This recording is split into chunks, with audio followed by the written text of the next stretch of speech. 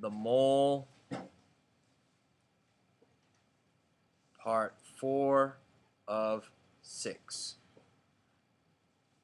So if you don't copy it down, you don't get credit. You can use that pencil next to the sign-up sheet. So the mole has 5 definitions. It can be a huge number, like this. It can be a coefficient, which is a number in front of something. It can be grams. It can be a mole-to-mole ratio, or it can be a conversion factor. Many definitions for the mole.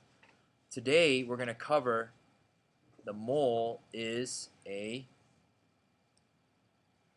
mole-to-mole ratio. And what does a ratio mean? You compare how many groups? Does anyone know? 2. 2. Good. It could be boys to girls. It could be long hair to short hair. It could be white shoes to black shoes. It's just a ratio comparing 2 groups.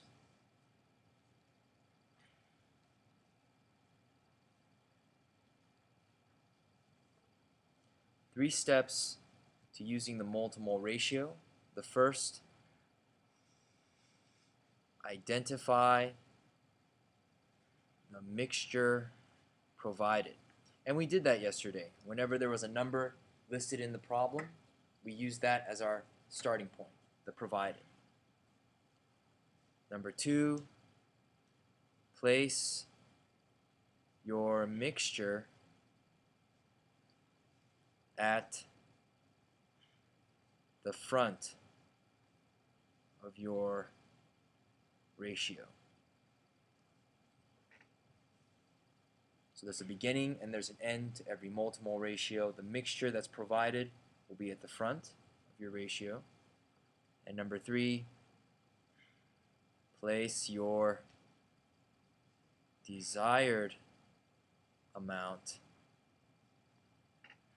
at the end of your ratio and multiply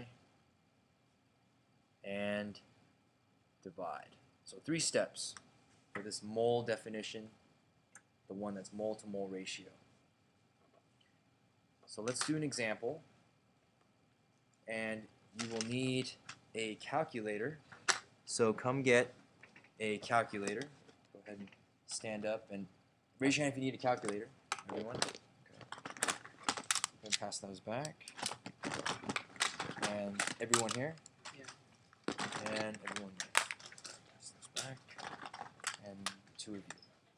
Let's have you scoot up one, just so that you guys are grouped together. You can't see either. Well, these actually need to be vacant because I'm going to tutor these students as a group, so the 2 of you can switch.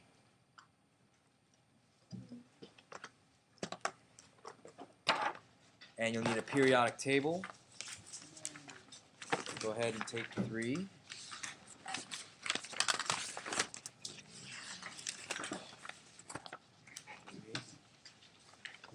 I should have one here. Did you guys have you have a periodic table for my class? Okay, go ahead and use that and pass that back. Okay, copy this equation. O2 plus CH4 makes CO2 plus H2O.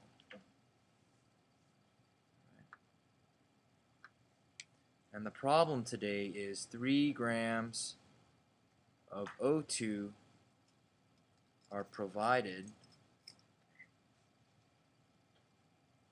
How much H2O is desired?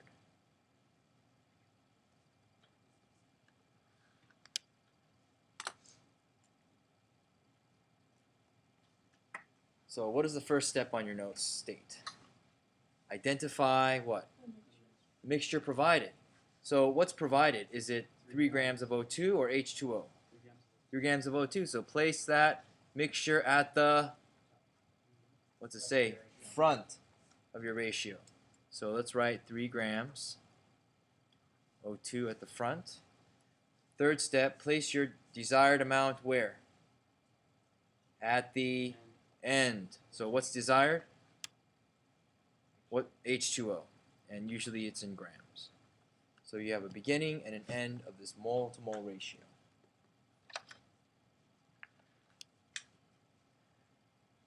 Now, how many steps are in between the beginning and end? 3.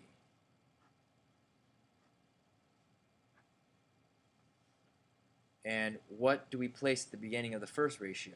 Those who were here yesterday. What's on top?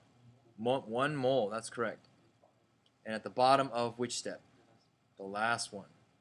So that's not something you have to memorize. To do a 3-step mole-to-mole ratio, the first has a mole on top, the last has a mole on the bottom. What do you place underneath and on top of the mole? What is that called? Starts with an M. Molar something. Molar mass. That's the grams that come in moles. That's for the first step and the last step, molar mass. And we covered that yesterday. Where do you find molar mass? Periodic table. So what do we look at on the periodic table? There's many elements that we know. Oxygen. And why did you choose oxygen? Because you're trying to convert O2, the provided. So how much does oxygen weigh? Look on your tables. 16. And how many oxygen, from this side of the room, how many oxygens are there? 2. So 2 times 16 is 32. And from the center 2 rows, what do we place on top of this mole? No. Well, you're going to look on the periodic table for molar mass, but what elements are we going to use? We're not going to use oxygen by itself. Why H2O? Because you want to figure out how many grams of desired, which is H2O. Correct. So how much does H2O weigh, this side of the room? 18 grams. Any questions about how he got 18 grams? Okay. In the middle, we're not going to use molar mass. We're going to find coefficients. Now, are coefficients the number in front or in the back of letters? They're in the front of letters. So we're going to look at this balanced equation, or we're going to look at this equation, we're going to balance it, and we're going to find out what numbers are in front. So balancing involves counting. You're going to count the letters in the beginning, or the elements in the beginning, and the letters at the end, or the elements at the end. Because there's a rule that states what you start with is what you end with. Good. That's called the law of conservation of mass. So let's go ahead and count C's, O's, and H's in that order. How many C's do you see here on the left?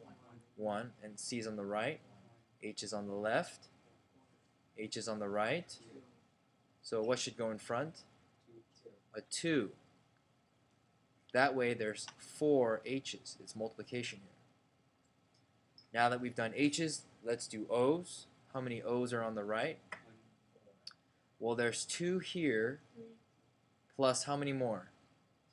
2. So 2 O's plus 2 O's is 4 O's. If you end with 4 O's, you must start with 4 O's. How many O's are on the left? 2. So what should go in front? A 2. Are we balanced now? Now let's place our coefficients. Now from the middle of the room, what is the coefficient that goes at the bottom of this second step? Is it a 1, 2, or 3? Why is it a 2? Because you look on top, but which did we look at? The first 2 or the second 2? The second 2 belongs to H2O. That's not where the coefficient of the bottom goes. The bottom is your provided coefficient. The provided is O2, and what's in front of O2? A 2. And they're moles, because moles can be coefficient. What's on top? Why is it the same? Because H2O has a coefficient too, but why'd you choose H2O? You're correct, but why? Because that's what you're ending with. Your desired coefficient will go on top. And what's in front of H2O? 2. So this should be review for those who came yesterday or those who are in other chemistry classes and get it. Now we're going to do the final part, which is multiply and divide. So take your calculators and multiply 3 times 1 times 2 times 18 and tell me what you get. 3, everything in this top line, 3, 1, 2, 18. Good, 108.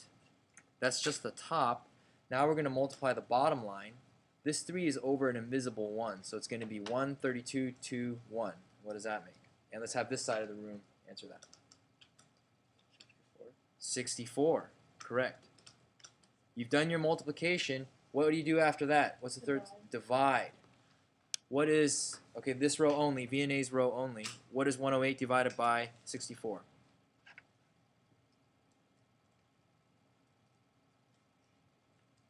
Did you get an answer? 1. This row only. 108 divided by 64.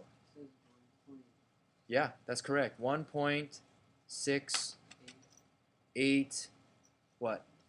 75. We're going to round that to a 9. So write 1.69.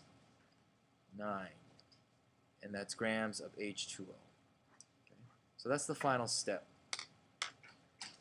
If you were here yesterday, I want you to flip back the notes to what we wrote. Anyone still have that? Okay, good. Flip back to that. If you don't have it, you're going to have to recopy it. You're just going to recopy the back. So take out these notes if you have it. If not, just copy this part where it says 4C3H8 times 1 over 44, 3 over 1, 4 over 1, 44 over 1 grams CO2. Just copy that down. And we're just pretending this is the final step. And what do you do in the final step? You multiply and divide. So what is 4 times 1 times 3 times 44?